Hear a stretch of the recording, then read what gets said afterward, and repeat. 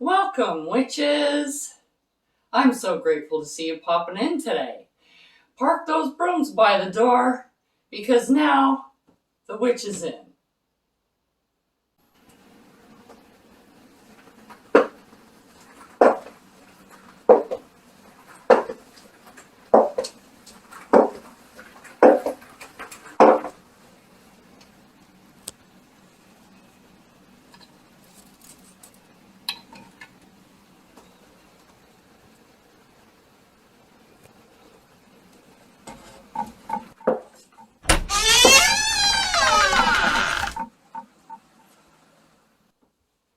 Blessed be. I'm Amelia Noir, and I'm here to share with you my knowledge and experience on all things witchy, like spell casting, potion making, and kitchen witchery, to name a few. So if that sounds like your cup of witch's brew, I suggest that you like, subscribe, and hit that notification button so you don't miss any witchy content.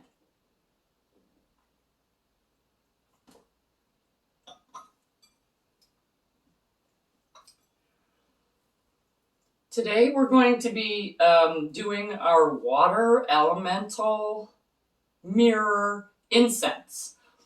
So to start off with, you need a bottle or container, and then we do need our mortar and pestle.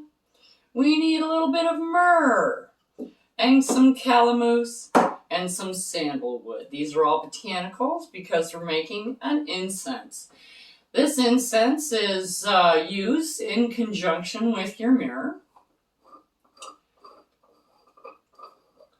And when you commune with the elements, you can surround yourself. That's 2 pinches. I'm going to put in 3, maybe a little bit more. These are kind of small, gravelly bits. There we go. So when you're communing with your water element, to start off with, if this is new to you, when you get in there, just go with the flow of the element. And it's really good. If you're a bather, like I am, I like to have a bath. I'm not a shower person. I do my water communing in the bathtub all the time. And I do a lot of my meditation in the bathtub because that's pretty much the only space that I have and time that I have where I'm by myself and I can relax for any amount of time without people bugging me. It's kind of a slotted time for my bathroom time because there's nobody there on Saturday mornings or whenever. That's when I kind of schedule out a block and I can sit there for 2 or 3 hours and just commune. You can cleanse, you can commune. When you're getting into it, you can start to commune with the elemental entities of water. You can find yourself somebody that you, or a spirit that you're got something in common with. You like each other. You're getting along well. And maybe they can become your water elemental guide. So, if you're doing a spell that has to do with healing. Healing is a really good thing for water because your body is a lot of water. So when you're doing any healing spells, if you have your water elemental mirror activated, you can use that energy to draw upon so that you can do your healing spell. This is where you draw energy from, and you also draw energy from deities as well. But this is a channel that I use. I'm an elemental witch, which uses the elements. You also have other things that you can put around you, anything to do with water, like shells, charged water, just a plain glass of water. Depending on what you're doing, you can even use the water elemental mirror when you're doing curses and hexes and jinxes. It's the same thing. you're bringing the energy from there and then you're sending it out. So if you're using storm water, like from thunderstorms, or muddy water, swamp water, you can use all different kinds of, any kind of water you can think of. You can use snow, you can use ice cubes to do elemental or any kind of magic. You can use any kind of waters. You don't have to just segregate it to when you're doing using your elemental mirror. You can do a spell with any kind of water depending on what kind of spell you're doing. You just use the appropriate water. You can get water if you have like a plant and you know the dish at the bottom where you're pouring the water through the plant and the water comes out on the bottom. You can use that water because the intention of the water is to feed that plant. So this water you can use as a fertility rite. You can use it in fertility spells. You can use it in any kind of spell for growing plants. If you want to heal a plant, and yeah, you do that, somebody isn't treating their plant properly, like it's too much sun, not enough sun, because they don't really know a lot about plants and they're just getting into it. Some people don't realize that some plants are meant to be in the shade, and some plants are meant to be in full sun, and some plants are meant to be somewhere in the middle, and you need a certain kind of soil sometimes for particular plants, this kind of thing. So when you're using that kind of water, you can use it to grow other plants, seedlings, to heal a sick plant, things like that. So you can use water, any kind of water, and any kind of spell, especially jar spells, because jar spells tend to use water in the jar. So if you want to do a sour jar spell or a curse in a jar, you can use like pond water, war water, which I understand is something that my sister is going to do soon. War water is a perfect example of something that you can do a curse with. So anyways, I digress. We've got our myrrh in here. Hold on.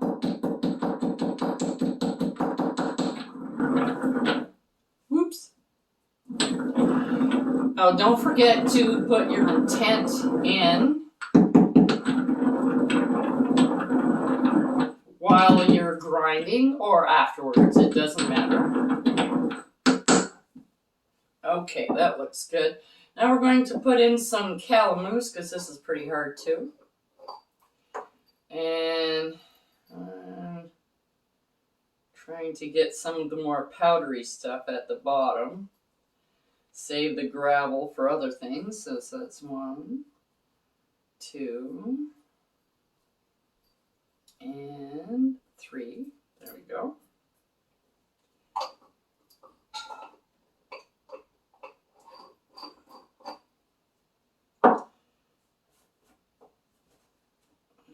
Getting a lot all over the desk. Okay. So, and then don't forget to put it out so it can charge on your windowsill.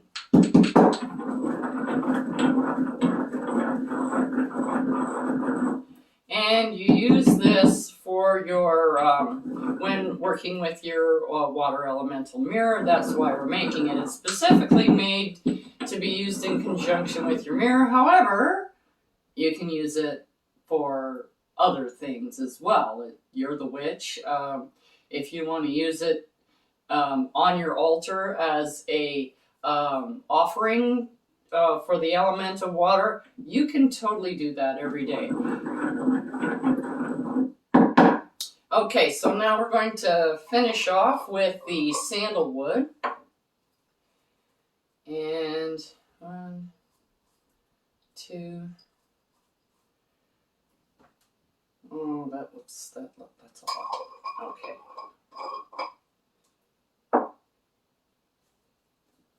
we are. And you know, use your imagination. You can use it whenever you're doing any kind of it. You can even use it as an incense for healing spells. If you don't have a healing incense, you can use this one. Okay, so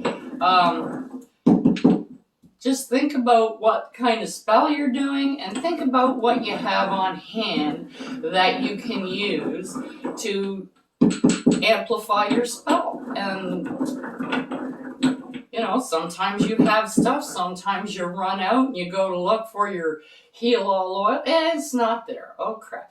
You can use this elemental, the water elemental oil to help in your healing spells. So there are many different things you can do with the products that you have on hand. You just have to be a little bit creative and think about what you're doing and what you want to accomplish and what you can use to do that. This is why you have a book of shadows. In your book of shadows, it's always good to have a list in the back of your proprietary items, powders that you make, that you're putting together yourself. Not just like basil oil. You don't need basil oil in there unless you're doing an inventory, which is also a good idea if you have a lot of essential oils or anything. But when you're making something like this particular, like calamus is calamus, you use it in stuff. But this is a water elemental incense, which is made up of a number of items. So this is a proprietary product. Okay, that's what I'm talking about. It's something that you make yourself that you can't go to the store and readily buy. So if you have a list of these and what they do and what you can go, oh wow, I might have this. So you go to the back and you go, what can I use for that?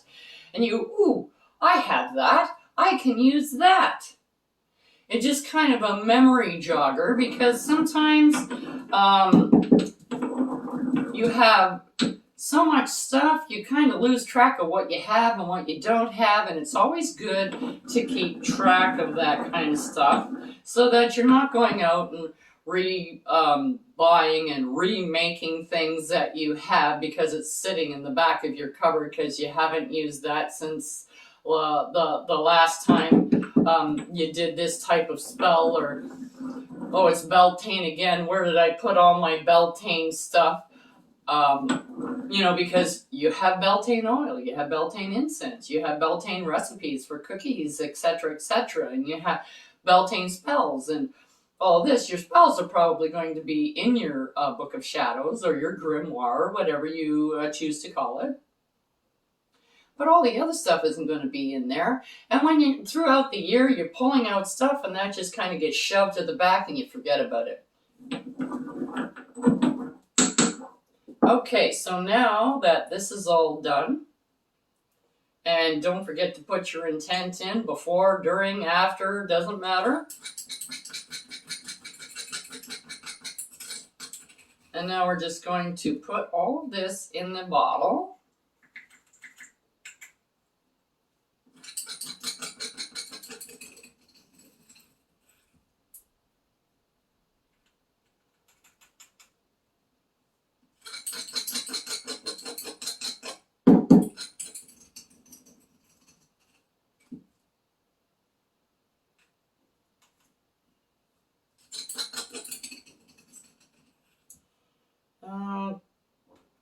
Okay, there we go.